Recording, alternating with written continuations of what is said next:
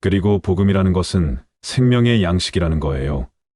이 하나님의 아들, 예수 그리스도의 복음은 우리에게 생명의 양식이 되는 거예요. 예수님을 공급하면 영의 양식이 되는 겁니다. 그래서 어떤 이들은 복음 다 아는 것이고 그것 다 아는 건데 맨날 그러면 성경을 펼쳐놓고 맨날 똑같은 얘기 십자가 얘기하고 부활 얘기하고 성령님이 계신다고 얘기하고 똑같지 않느냐? 그러면서 그거는 그런 게 아니다. 그거는 초짜들에게 가르치는 것이고 교회 생활하는 사람들은 이제 말씀 훈련을 해야 된다. 가르쳐야 된다. 그러면서 복음은 안전하고 자기들이 이제는 훈련시킨다나 교육시킨다나 복음을 안전해. 그리고는 계속 구약의 율법이라는 말을 붙잡고 뭐 조직을 잘해야 되고 어떻게 우리가 하나님을 잘 섬겨야 된다. 맨날 그런 말을 한다는 거예요. 그거는 복음이 아니라는 거예요. 그거는 안 가르쳐줘도 복음이 들어가고 은혜가 들어가고 주님의 생명이 증가되고 확장되면 안 하라 그래도 하지 말라. 그래도 자동적으로 다 하게 돼 있어요. 성령 하나님이 그들의 마음에 감화를 주셔서 교회를 섬기고 성도들을 섬기고 목사님을 도와서 하나님의 일을 잘할 수 있는 사람으로 내가 하는 게 좋지 않느냐고 성령님이 그 성도에게 내가 해야 되는 일이 뭐다 다 가르쳐 주신다는 거예요. 그런 그 가르칠 게 아니고 복음을 전하면 하나님이 일하셔가지고 성령 하나님께서 다 역사를 이루신다는 겁니다. 보겠습니다. 로마서 8장 로맨스 챕터 8벌스 9 You however 그러나 너희들은 are controlled not by the sinful nature 죄된 본성에 의해서 통제받는 자들이 아니라는 거예요. 우리 성도들은 죄된 본성 곧 옛사람 죄된 본성을 다른 성경에서는 육신 flesh 이렇게 번역을 했습니다.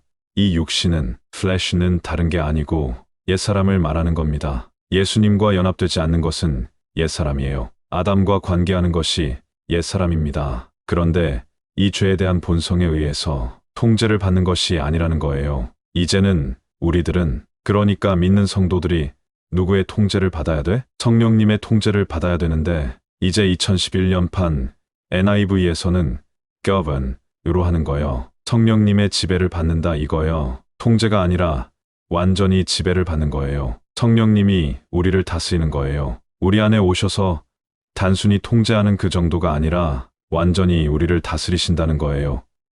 지배한다는 거예요. 할렐루야. But by the Spirit. 바로 이 성령에 의해서 이제 우리는 지배를 받아야 된다는 거예요. 육체에 의해서 어떤 죄된 본성에 의해서 옛사람에 의해서 예수님과 분리된 나의 삶을 사는 게 아니라 우리들은 성령님에 의해서 통제를 받아야 된다 이거요. 어떻게 성령님의 통제, 성령님의 지배를 받습니까? 성령님은 예수 그리스도와 함께하고 말씀과 함께하는 것이 성령님의 역사입니다. 어떤 이들은 말씀을 제껴두고 모든 능력이라든가 현상으로 예언, 방언 이러한 쪽에 성령님의 역사를 오해하는데 우리 믿는 성도 안에 오신 성령님은 무엇을 역사하느냐? 그리스도를 여러분 안에 나타내기를 원하는 거예요. 그리스도가 여러분 안에 나타나면 그런 능력이라든가 신유라든가 기적이라든가 저절로 돼요. 저절로. 그러니까 주의할 것은 성령님은 말씀, 예수 그리스도,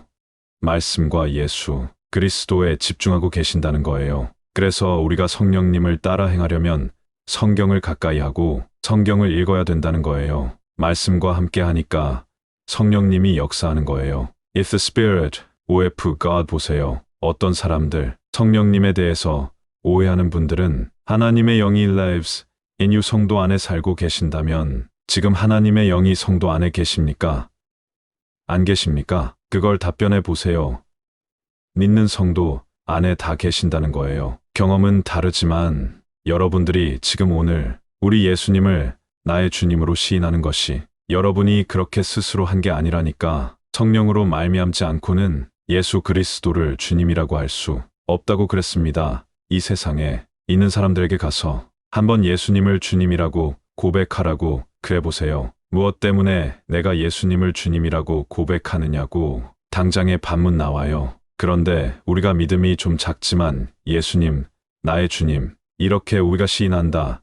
이거요. 그거는 뭐예요? 여러분 안에 우리 예수님의 영이, 하나님의 영이, 그 아들의 영이 와 계시니까 우리가 예수님을 주님으로 시인하고 인정하는 거예요. 그래서 성도 안에 하나님의 영이 살고 계신다는 거예요. 살고 계신다면 그렇게 가정법을 썼지만 살고 계신다는 거예요. 이제 an if anyone 그러면서 아주 중요한 말씀 한 거예요. 그래서 믿는 자들이 외부에 있는 특별한 탁월한 사람들을 따라가지 아니해야 되는 그런 근거가 되는 말씀이 로마서 8장 9절에 있는 것입니다. 여러분 안에 그 영광의 주님이 그의 영으로 오셨는데 하나님의 영, 그리스도의 영, 그리스도가 그의 영으로 지금 오셨는데 그 주님을 배제하는 거예요.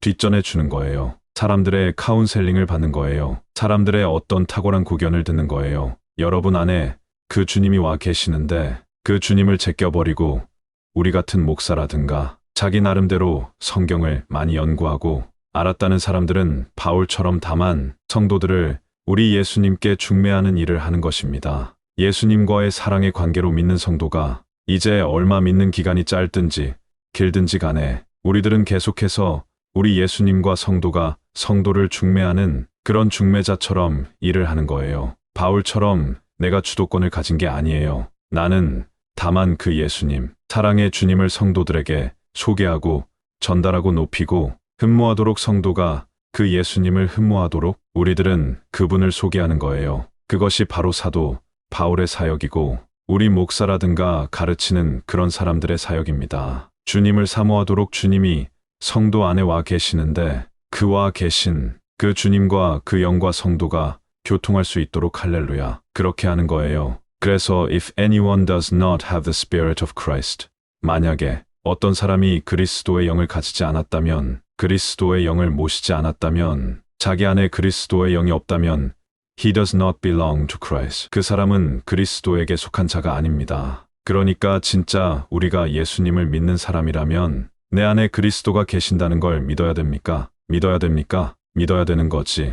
이러한 중요한 말씀을 붙잡고 오 주님이 내 영 안에 지금 와 계시네요. 알고 보니까 내가 새 사람이 됐고 내가 하나님의 아들이 됐고 내가 성령님이 내 안에 거주하시는 내가 성전인 줄 지금까지 잘 몰랐습니다. 내 영 안에 지금 성령 하나님이 와 계시네요. 오 하나님 감사합니다 하면서 여러분이 막 거창하게 하는 게 아니라 여러분 안에 계신 성령 하나님께 나갈 수가 있게 되는 거예요. 예수 그리스도의 이름으로 할렐루야. 내 그리스도의 영을 모시지 않았다면 그 사람은 그리스도인이 아니에요. 그리스도에게 속한 자가 아닌 거예요. 그러니까 여러분, 만약에 내가 오늘 지금까지 예수님이 내 안에 안 계신다고 믿었다면 오 예수님, 나는 죄인입니다. 나를 위하여 십자가 위에서 나의 죄를 대속해 주심을 감사합니다. 나는 내 마음의 문을 열고 예수님을 나의 주님, 나의 하나님으로 영접합니다. 나와 함께 해주시고 나의 평생토록 나를 지키시고